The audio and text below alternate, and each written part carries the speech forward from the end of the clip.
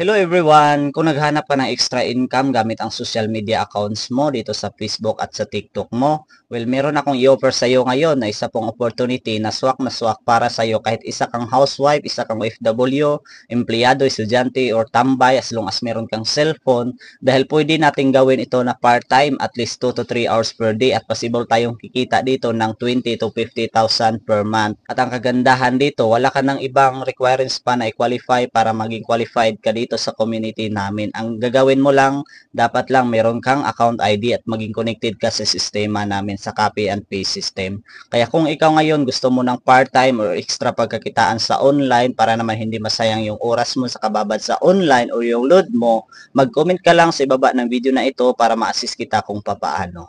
Kaya see you in box. God bless.